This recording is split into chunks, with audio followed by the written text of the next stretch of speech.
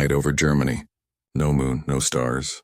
Just silence until the sky begins to hum. Hundreds of American bombers flying blind through storm and darkness. Yet every one of them knows exactly where to strike. The Germans below scramble. Their radars blinded, their searchlights chasing ghosts.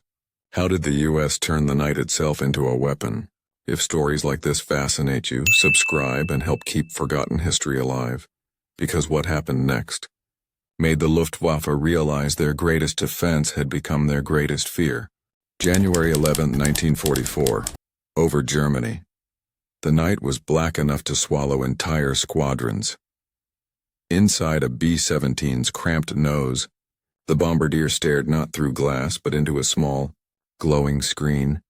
A ghostly green circle pulsing with life.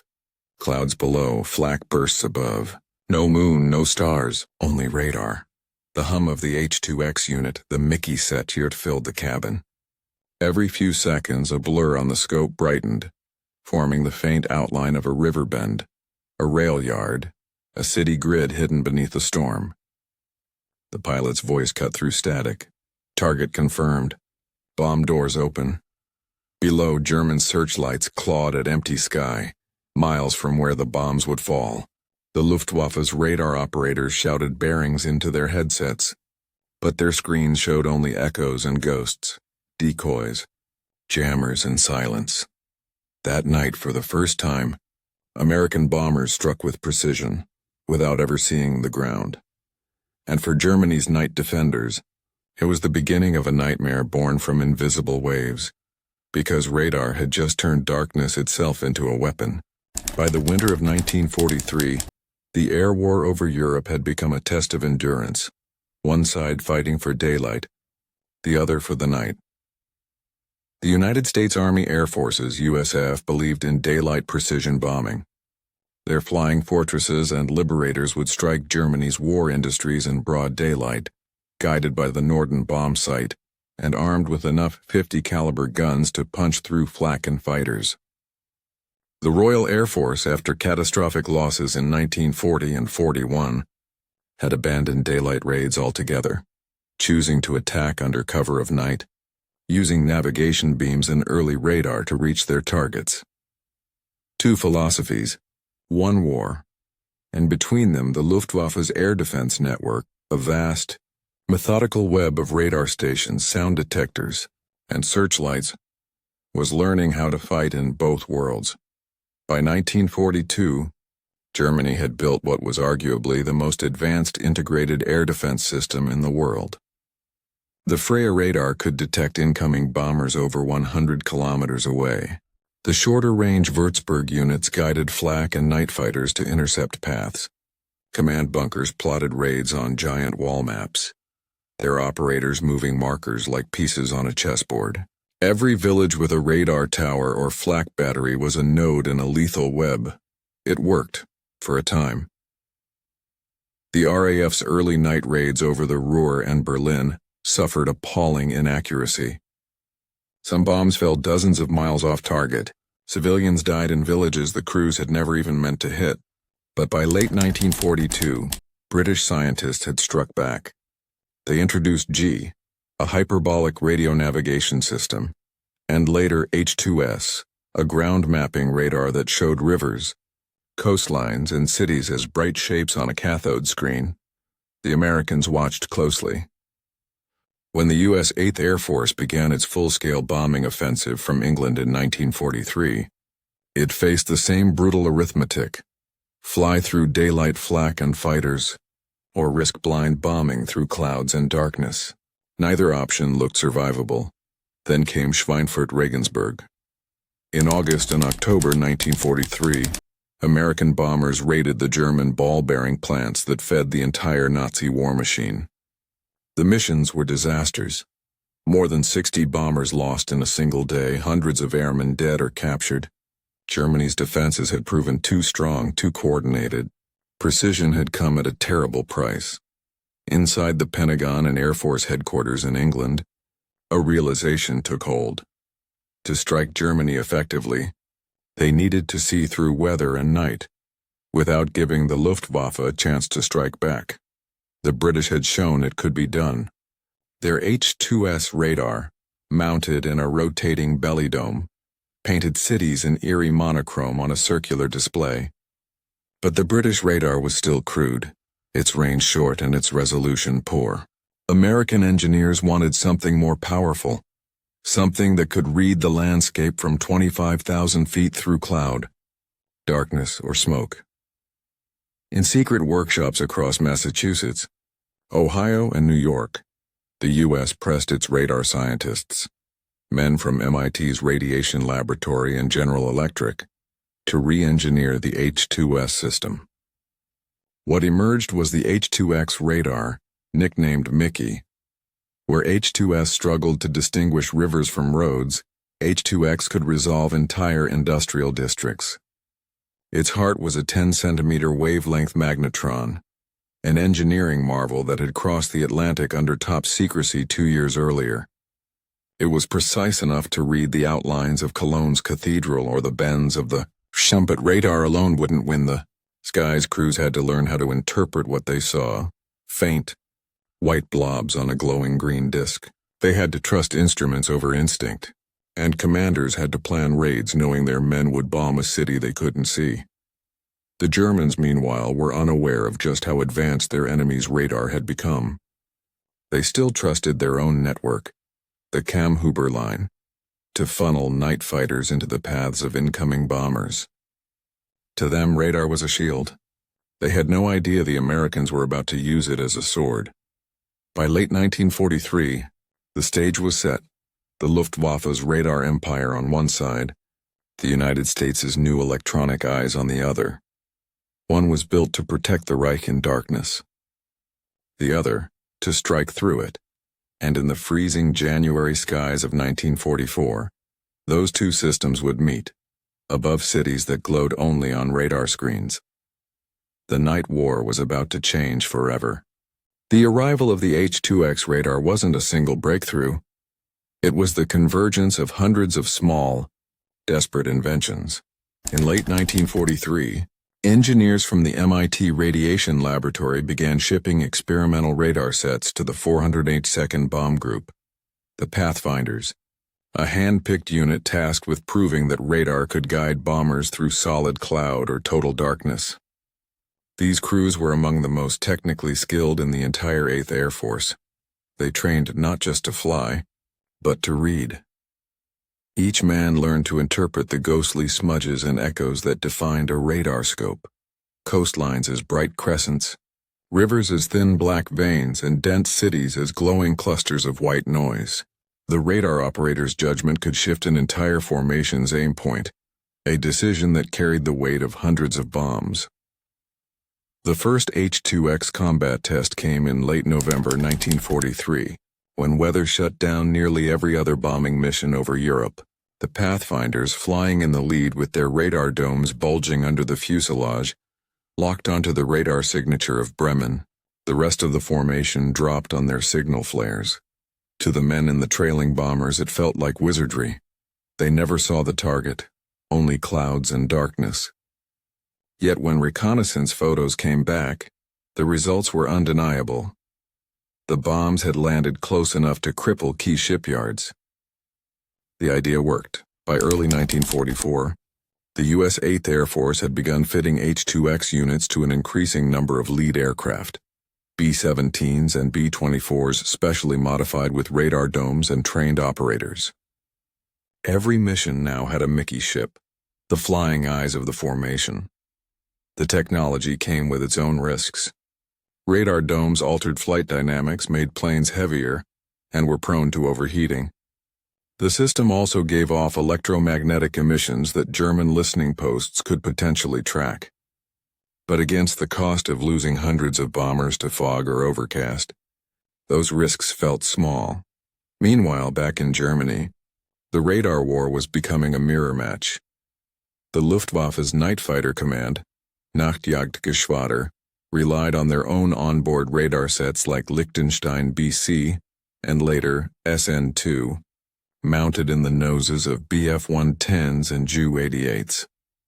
These units hunted RAF bombers in the darkness using vectors from Würzburg stations their aircraft bristling with stag's antler antenna arrays. But the Germans faced a fatal assumption. They believed radar was their advantage alone. They didn't yet grasp that the Allies were using radar not only for navigation, but to attack. While the Luftwaffe's network was locked in a defensive posture, the Americans were turning radar into a tool of offense, a means to aim, confuse and overwhelm. The competition didn't stop at ground-mapping radar. Allied scientists were simultaneously developing electronic countermeasures, ECM, radar jammers, noise transmitters, and window, thin aluminum strips that created false echoes on German screens. Each raid became an invisible duel between electronic ghosts. When US and British Pathfinder crews began coordinating, the effect multiplied. The RAF had years of night bombing experience and shared their lessons freely. British operators taught Americans how to interpret cluttered radar returns, how to differentiate between flak belts and city centers, how to synchronize drops through cloud banks. The Americans, in turn, brought scale, hundreds of bombers carrying more advanced gear than the RAF could ever field. In early 1944, a typical night raid might involve an RAF Pathfinder stream dropping flares, followed hours later by US radar-guided bombers striking secondary targets. German defenses were forced to divide, tracking decoys, spoof signals, and mixed frequencies that jammed their coordination lines. The Luftwaffe radar network began to drown in its own signals. Flak batteries fired at phantom squadrons. Searchlights swept empty skies. Ground controllers issued interception orders to fighters chasing ghosts. And still, the bombing never stopped. By March, the Americans were using H2X radar not only for strategic bombing, but for tactical strikes, rail yards, bridges, oil plants, anything that kept the German army moving. What had once been blind bombing was now instrument bombing, accurate enough to shape campaigns. But behind the technical brilliance was a grim reality. Every improvement in radar meant another city could be found through cloud and night. Another population center that could no longer hide. The invisible waves that had once guided pilots home were now guiding destruction. The Germans had underestimated the scale, the science and the will of their enemy, and the first real test of that mistake, and the moment radar would shatter the illusion of nighttime safety, was coming fast. It would begin with the night when German radar itself became blind. For the radar operators, war looked nothing like what the world imagined. They didn't see tracer fire or contrails or the silhouettes of enemy planes. They saw light, blurred, flickering light on a small round screen that decided life or death for hundreds of men flying behind them. In a radar ship, the operator's world was claustrophobic. Dim red lamps, wires coiled around metal racks, the low hum of the magnetron heating up. He sat hunched over the H2X display, headphones on, calling out bearings and distances while frost crept over the fuselage. The rest of the crew often had no idea what he was seeing. They only heard his calm voice. Hold heading. Target in 20 seconds. Many of these men were in their early 20s. They had been trained not as soldiers but as scientists in uniform. They studied meteorology, radio waves, and electromagnetic interference in classrooms before being thrown into combat. To them, war was a mix of equations and instinct, a mental chess match fought at 20,000 feet. They often worked until their eyes blurred. The radar screens weren't clear or stable. Signals flickered with static from flak bursts and ground clutter. A single misread echo could shift a bomb load by half a mile. Yet in the chaos, there was discipline, a ritual of quiet precision. Crew diaries later described how radar operators developed strange emotional detachment. They rarely saw the targets they destroyed, or the people who lived there. Their enemy existed as bright blotches on a phosphorescent disk. One operator wrote after the Leipzig raid, "It feels like we are fighting ghosts. I see a glow, I say now, and a city disappears." These men, though invisible to history, became the unseen navigators of victory. Before radar, weather was the enemy of air war. Entire missions were canceled by fog, overcast, or moonless nights. With H2X, weather became irrelevant. Radar didn't care about clouds. It turned the sky itself into a map. The Americans began planning operations around that fact. Instead of postponing raids, commanders deliberately scheduled missions on nights when visibility was impossible, nights the Germans assumed would be safe. It became a tactic of deception. Strike when logic says you shouldn't. Formation leaders now flew by instruments, their positions confirmed not by sight, but by synchronized radar readings. The lead Mickey ship identified the radar image of the target area, locked on and released. Other bombers flying blind dropped when the lead did. The tactical results were profound. German defenses depended on early warning. Radar stations tracking large bomber formations hours before they reached their targets. But when weather obscured visual spotting and Allied jamming filled the ether with false echoes, Germany's radar network faltered. Instead of facing waves of bombers in clear skies, German gunners faced sudden invisible strikes emerging from overcast layers. The precision wasn't perfect. Radar bombing could still miss by hundreds of meters. But the psychological and operational impact was devastating. The Luftwaffe's night fighter pilots were accustomed to hunting by moonlight and radar guidance from ground stations. Now even the best German controllers couldn't pinpoint where to vector their fighters. They were chasing shadows in 3 dimensions, blind to formations that appeared and vanished on their screens. By spring 1944, blind bombing had become a deliberate strategy. The Americans used it to cripple transportation networks, synthetic fuel plants, and V-weapon launch sites. Targets the Germans thought were protected by bad weather. What the Luftwaffe once called bomber weather, heavy overcast, moonless skies, had turned into the Allies' best friend. The H2X system was the heart of the transformation, a compact, brilliant piece of mid-century engineering that changed how war was fought. Inside its rotating belly dome, a parabolic dish spun at high speed, sending 10-centimeter radar pulses down to Earth. The reflections, radio waves bouncing off terrain, rivers and buildings, were drawn as light patterns on a cathode ray tube.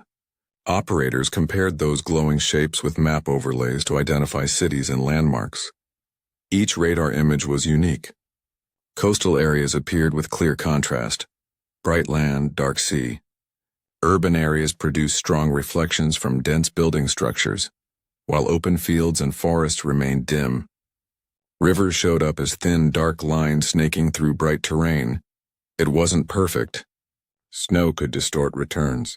Metal debris caused bright false echoes, and the entire system relied on an operator's ability to interpret subtle changes in brightness, a skill learned only through hundreds of hours of experience. The signal itself was also vulnerable. German technicians detected strange emissions on their receivers and suspected a new Allied radar. They began experimenting with radar countermeasures, jamming frequencies, sending false pulses, and using reflectors to confuse the bombers' instruments. But the Americans adapted quickly. The H2X frequency could be tuned, shifted, and paired with chaff to conceal real radar beams under a storm of fake ones. German jammers found themselves chasing moving targets. Each frequency they blocked was already replaced by another. The pace of innovation was dizzying. What once took years to develop now evolved in weeks, sometimes days. New vacuum tubes, smaller magnetrons, better cooling systems, all pushed radar from a fragile lab tool into a reliable weapon. It was technology at its most paradoxical, a device born from science's hunger for understanding, now used to erase entire cities from a glowing screen. And as American radar grew more sophisticated, German commanders began asking a question none of them had considered before.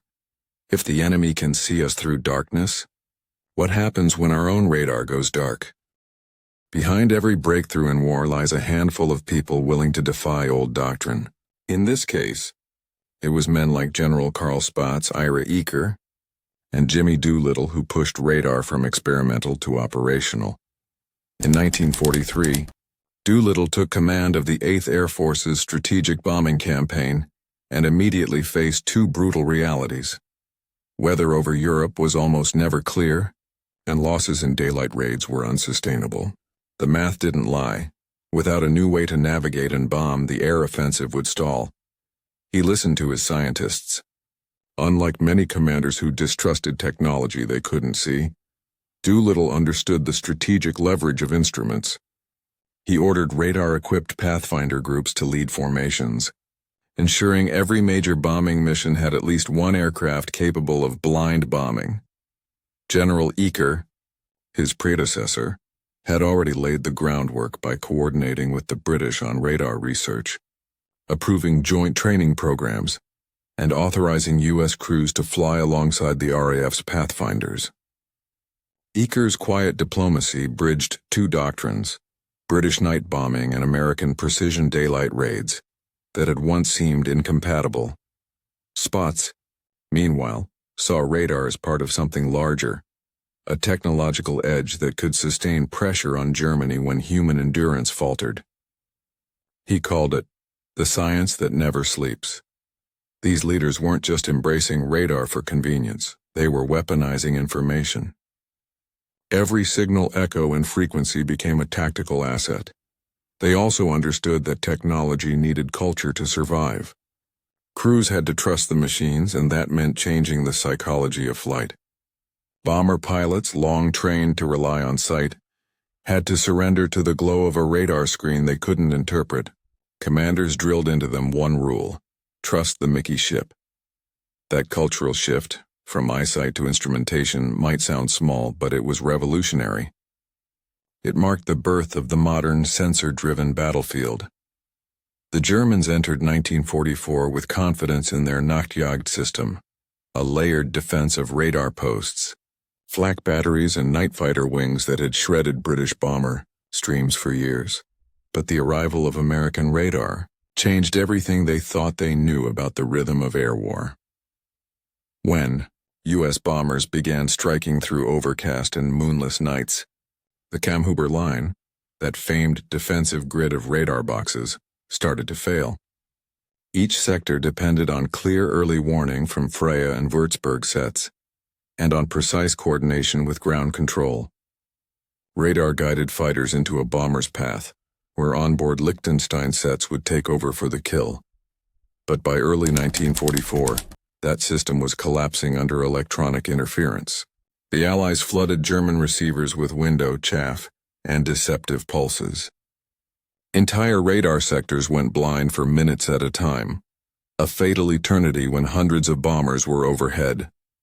Luftwaffe night fighter aces like Heinz Wolfgang Schnaufer described the change bitterly. In his diary he wrote, "We hunt by radar, but the sky no longer speaks clearly." The radio discipline that had once been flawless now broke down under static and false echoes.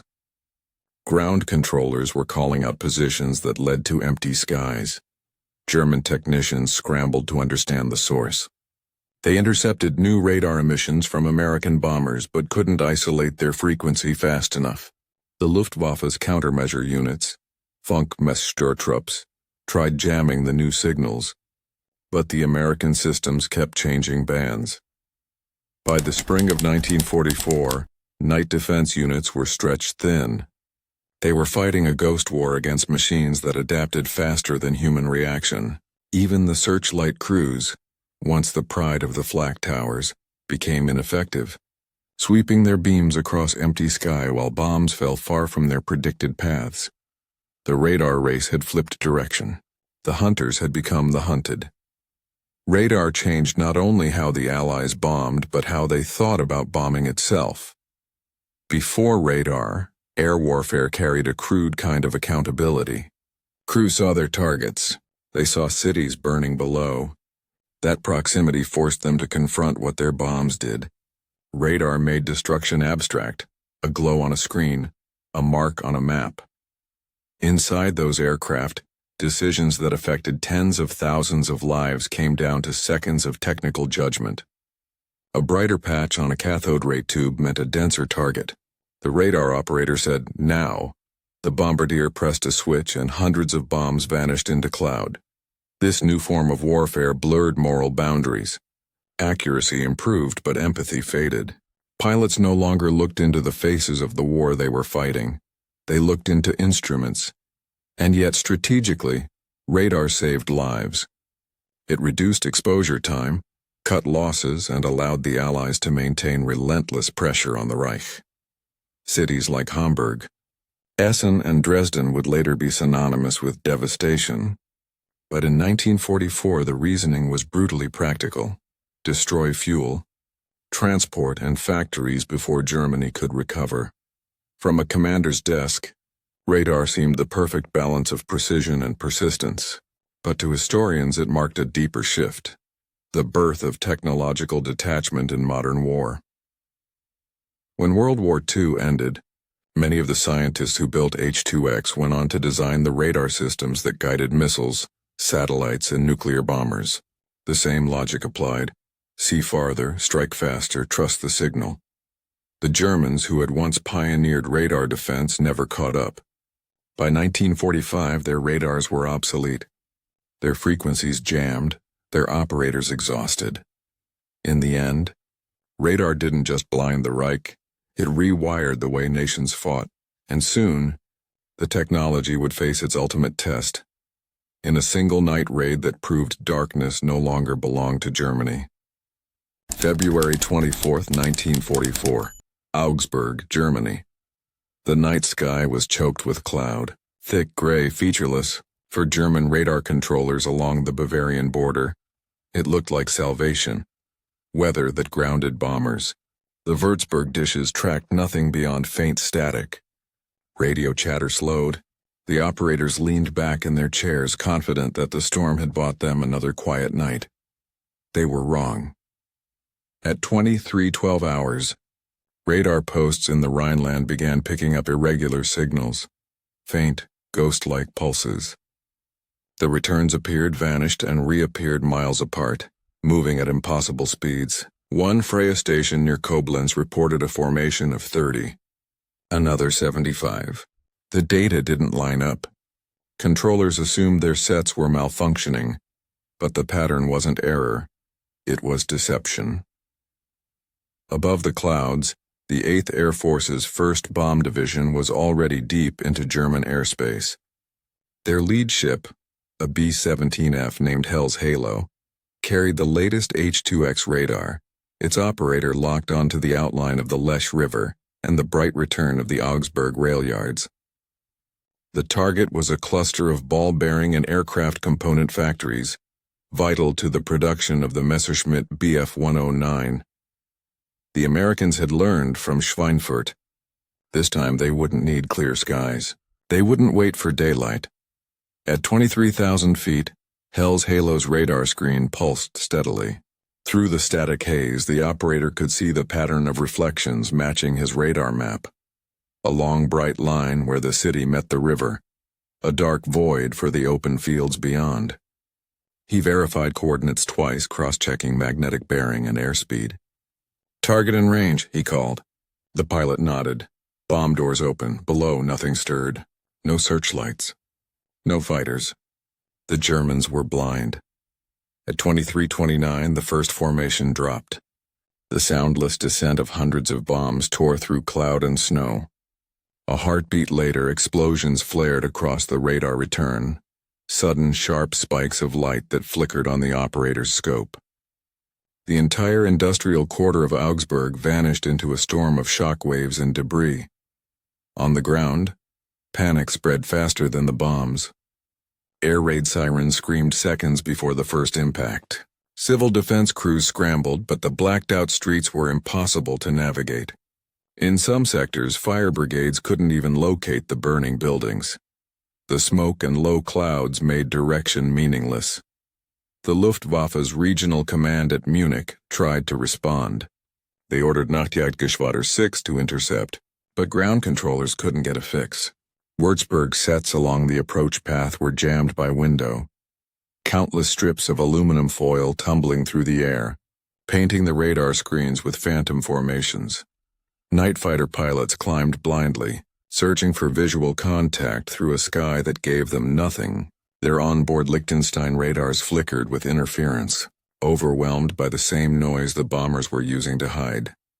By the time the first German fighters reached the target zone, the Americans were already heading west, flying through turbulence and residual flak bursts that never came close. Augsburg burned. Over the next 4 hours, more waves followed, radar-guided formations hitting secondary targets from Stuttgart to Munich. Each lead ship used H2X to identify river junctions or city centers. Every other bomber dropped on their cue. To the crews it felt clinical, mechanical, a choreography of destruction unfolding in total darkness. Back in England, intelligence officers monitoring intercepted German communications began to grasp the scale of the confusion. Luftwaffe headquarters at Dielen reported multiple phantom raids. Controllers couldn't reconcile the signals flooding their frequencies. Some believed they were under electronic attack. Others thought Allied radar had advanced beyond physics itself. They weren't far off. That night, U.S. radar warfare reached a level of integration Germany had never imagined. Navigation, bombing, and deception working in synchronized rhythm. When daylight returned, reconnaissance photographs told the story. Augsburg's industrial district was flattened. The Messerschmitt assembly lines were crippled for weeks. Not a single bomber had been lost to fighters. The Germans, who had built their reputation on owning the night, had failed to intercept even one formation. Historians would later call it the moment the Luftwaffe's defensive network truly broke. It wasn't the scale of the damage, and it was the silence. The Germans had fought an invisible battle and never realized it was happening until it was over. American engineers reviewing mission data were astonished at how clean the radar imagery had been. Even through heavy storm layers, the H2X signal had produced clear patterns. They realized they could now target anything that reflected bridges, ports, entire cities, without ever needing daylight again. The balance of power had shifted. Germany could no longer rely on darkness, on weather, or even on the limits of human sight. For the first time since the war began, the night itself belonged to the Americans, but this was only the beginning. Radar would soon prove that it could not just strike through darkness, but control it. In the weeks following the Augsburg raid, the Germans scrambled to react. Radar technicians worked around the clock, recalibrating Würzburg sets and developing new filters to reject window. Night fighter units increased patrols, altering altitudes, formations, and flight paths. Yet every adaptation came too late, and often, it only made their vulnerability more obvious. By March 1944, the 8th Air Force had refined a method that would terrorize German night defenses: synchronized radar formations with ECM deception. Multiple Mickey ships led different waves, each flying slightly offset to confuse tracking. Electronic countermeasures masked the true size of the formations, creating phantom squadrons that drew fighters away from the actual targets. On March 22nd, a massive raid on Berlin demonstrated the culmination of this strategy. More than 700 bombers, led by H2X-equipped Pathfinders, crossed the Rhine under a complete cloud cover. German radar operators, watching screens flooded with false echoes, vectored their fighters toward phantom targets. For hours, the Luftwaffe chased ghosts across the skies of Brandenburg. The lead ships identified the main rail yards and oil plants through radar alone, guiding formation after formation over the city. Bombs fell precisely on the target zones, even through 10,000 feet of cloud. In some areas, smoke from previous attacks created new radar reflections, adding to the confusion. Yet the radar crews adapted instantly, distinguishing real targets from false signals with trained eyes. The results were staggering. Allied reconnaissance reported near-total destruction of strategic targets. German losses were minimal relative to the scale of the mission, just 20 bombers lost out of hundreds. Luftwaffe night fighters claimed dozens of phantom kills but encountered empty skies. Even veteran aces admitted defeat. Heinz Wolfgang Schnaufer wrote, "We could not see them. We could not fight them. They were everywhere and nowhere. Our radar lied to us. The night belonged to them." The psychological impact on German crews was immediate. Fatigue, frustration, and fear spread faster than any physical threat. Radar operators doubted their own instruments. Night fighter pilots, once confident in their ground-controlled vectors, began second-guessing commands. For the first time, a defensive network that had once seemed invincible felt fragile and fallible. Meanwhile, the Americans learned to exploit these weaknesses. By coordinating multiple waves, varying altitudes, and alternating timing, they created an illusion of endless streams of bombers. German radars could not differentiate between real and phantom formations, and night fighter units were dispersed in futile pursuits. The strategic implications were profound. Entire production hubs that had seemed safe under cloud cover were now vulnerable. Rail lines, power plants, and oil refineries, vital to the German war effort, could be struck repeatedly, with minimal Allied losses. For commanders in Washington and London, radar had transformed the calculus of risk. Technological superiority had now merged with operational mastery. Radar had evolved from a navigation aid into a weapon of precision and terror. It could guide bombs to their targets, deceive the enemy, and preserve the attacking force. The United States had turned what had been a vulnerability, the unpredictability of night bombing, into an unstoppable advantage. By April, German intelligence had acknowledged the change. Reports from the Luftwaffe's Luftnachrichtenamt described American radar as a new kind of warfare. They noted the precision, adaptability, and most unnerving, the invisibility of these attacks. The old doctrine of waiting for clear skies or moonlit nights was obsolete. Every night was now a potential disaster, and the Reich's defenses could do little to stop it. In a few short months, radar had shifted the balance of power. The skies above Germany were no longer a refuge. Darkness no longer offered concealment. The Americans had forced a new reality. Technology could dominate not just the battlefield but the very night itself. The Augsburg raid and the Berlin missions that followed were not anomalies. They were proof of a broader truth, that the integration of radar, training, and tactical innovation could render traditional air defenses nearly irrelevant. The Luftwaffe, which had once been the master of night combat, had been outmaneuvered in the electromagnetic spectrum, and the worst was yet to come. The combination of H2X radar, electronic countermeasures, and the relentless pressure of continuous bombing campaigns would push Germany's defensive systems to the brink. Entire cities would burn before their operators could comprehend what was happening. On that night, the war in the air had irrevocably changed. Radar was no longer an instrument of observation. It had become a decisive weapon. And in the cold high skies over Europe, the Americans held the advantage, unseen but unrelenting, shaping the night with invisible waves of power. The Germans had been caught unprepared, and the nightmare was only beginning. By the spring of 1944, the results of radar-guided bombing were impossible to ignore. Mission reports from the 8th Air Force recorded dramatically improved accuracy. Targets were being struck despite heavy cloud cover, and bomber losses, while still significant, were far lower than in the disastrous raids of 1943. Augsburg, Berlin, and the Ruhr industrial complex all demonstrated that H2X and coordinated electronic countermeasures had shifted the calculus of the air war. Operationally, the Germans were forced to confront a new reality. Luftwaffe night defenses, once a rigidly efficient network, were faltering. The Kamm-Huber line, designed to funnel bombers into predictable interception corridors, was now a liability. Phantom formations created by radar jamming and carefully timed decoys rendered Würzburg and Freya stations ineffective.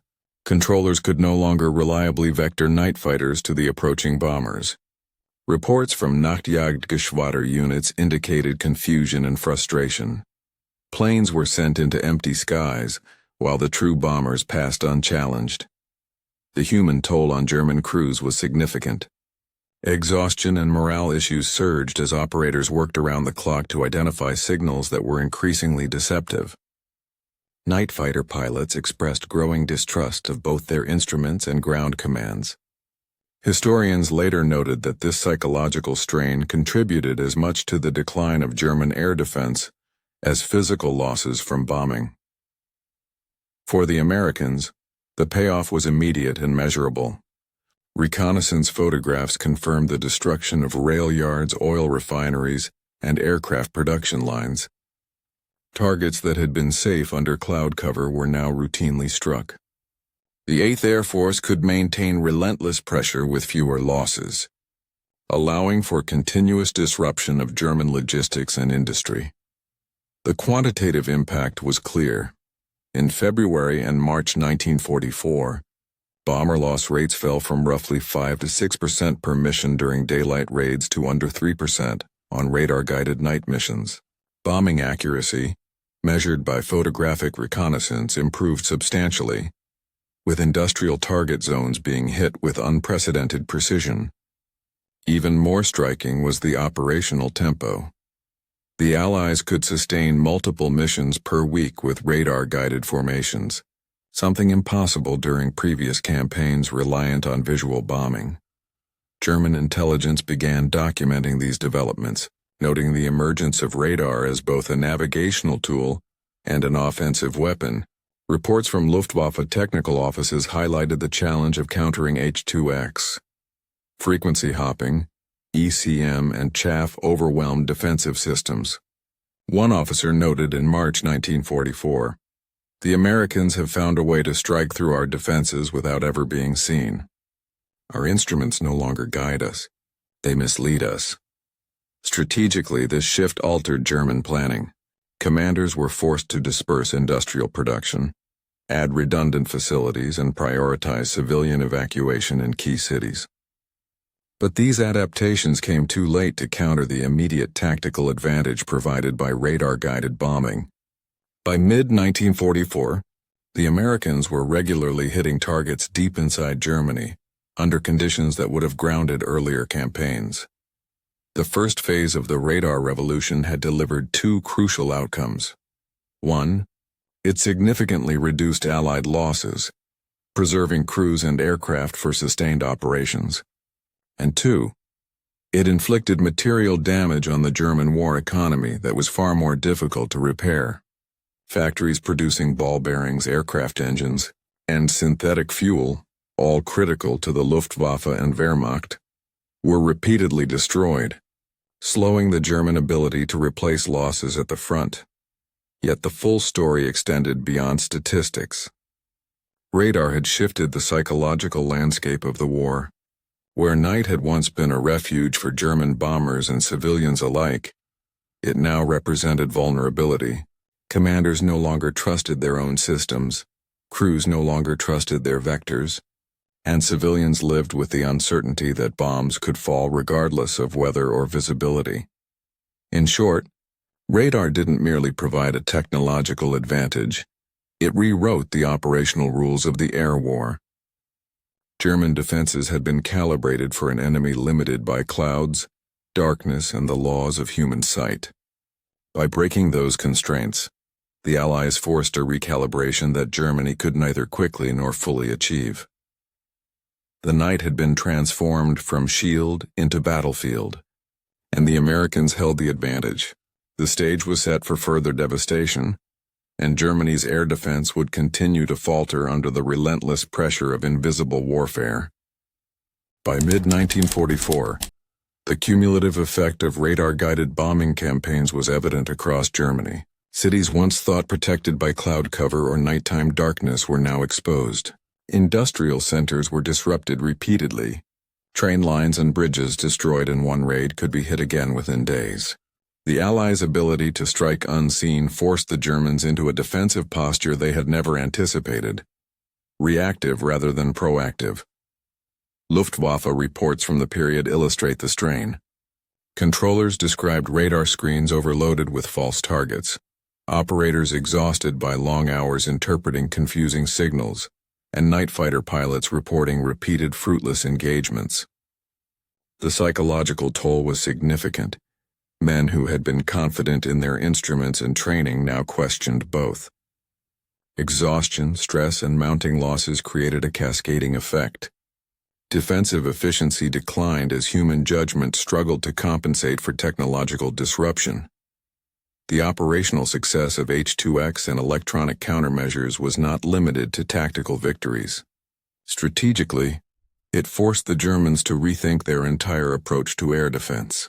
They began dispersing production, relocating factories, and building redundant facilities. Expensive and time-consuming measures that could not keep pace with the scale and precision of Allied bombing. The German economy, already stretched by sustained conflict on multiple fronts, faced compounding losses as vital resources were destroyed faster than they could be replaced. Allied reports quantified the impact.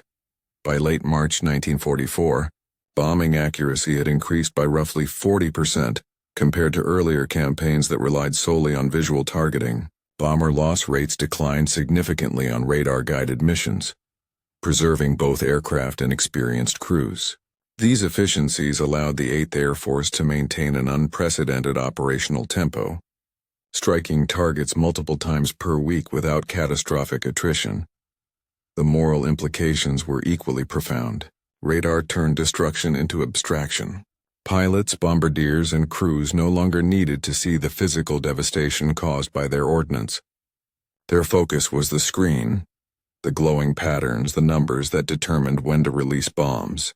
Lives and infrastructure became coordinates and reflections, and the detachment of technology from human observation marked a new era in warfare. German commanders recognized the profound shift, but could do little to reverse it. Attempts to counteract the radar advantage included frequency shifting, new jamming techniques, and experimental radar systems, but these innovations lagged behind Allied adaptation. By continuously improving their H2X technology and electronic countermeasures, the Americans maintained the initiative. The Luftwaffe found itself on a diminishing curve, always a step behind a rapidly evolving radar offensive. In practical terms, the result was catastrophic for Germany's war effort. Ball-bearing factories in Schweinfurt, aircraft component plants in Augsburg, and synthetic fuel plants in the Ruhr suffered repeated strikes that slowed production and disrupted military logistics. The destruction of transportation infrastructure prevented timely resupply and forced the Wehrmacht to operate under resource scarcity. Every successful mission reinforced the perception that the Reich's defenses were no longer reliable, creating both operational and psychological pressure. The Americans had achieved more than destruction. They had created a systemic advantage. Radar, combined with electronic countermeasures and disciplined crews, allowed the Allies to dictate the conditions of aerial engagement. Darkness no longer offered sanctuary, clouds no longer provided cover, and the Germans were forced to confront an enemy that could strike with accuracy under conditions previously considered prohibitive. By June 1944, this advantage would culminate during the Normandy invasion, where radar-guided bombing and electronic warfare played a critical role in isolating German forces and disrupting reinforcements. The preceding months had proven that technological mastery, integrated into strategy, tactics, and leadership, could decisively shape the battlefield. The Luftwaffe, once a dominant force in night combat, had been effectively neutralized in the electromagnetic spectrum. Radar, which Germany had pioneered and initially relied upon for defense, had been turned against them. The night, the one refuge the Reich had trusted, was no longer theirs. The Americans had rewritten the rules of aerial warfare. The combination of vision, science, and relentless pressure had transformed both strategy and reality. The Reich's air defenses were broken, and the war in the sky had entered a new, inescapable phase. Radar had done more than guide bombs through darkness. It had redefined the very nature of warfare. In the cold skies over Germany, technology had become both eye and hand, seeing through clouds and delivering destruction with precision that human sight alone could never achieve. It turned night into a weapon, invisibility into vulnerability, and uncertainty into strategic leverage. For the men flying those missions, the war became a strange mixture of calculation and instinct. Pilots, bombardiers, and radar operators operated by numbers and glowing screens, trusting instruments more than their own eyes. They struck cities they could not see, reshaped landscapes they never touched, and yet each mission carried the weight of human lives below. The abstraction of technology did not lessen responsibility. It magnified it, demanding discipline, judgment, and courage in equal measure. For Germany, the consequences were devastating and irreversible. The Luftwaffe's technological advantage had been turned against it. The night, which had long been their ally, became a liability. Cities and industries once thought safe under clouds and darkness were exposed. Strategic errors multiplied as leaders struggled to adapt to an enemy that could see through the blackest nights and strike with impunity. In broader terms, the success of H2X and radar-guided operations marked a turning point in military history. It was one of the first times that information and electronics, rather than sheer numbers of men or machines, determined the outcome of combat. The war in the air became a contest not only of courage and firepower but of signal, wavelength, and interpretation. The lessons endured beyond World War II. Radar, electronic countermeasures, and instrument-guided warfare would shape conflicts for decades, from jet combat to missile guidance, satellite reconnaissance, and beyond. What began as a desperate experiment in the winter skies of 1944 became the blueprint for modern strategic warfare. In the end, the story of radar over Germany is more than a story of machines and battles. It is a story of human ingenuity meeting the relentless demands of war. A vision transformed into action, and of the dark, invisible forces that can determine the fate of nations. The night was no longer a refuge. Darkness had become a battlefield, and the Americans had learned how to dominate it.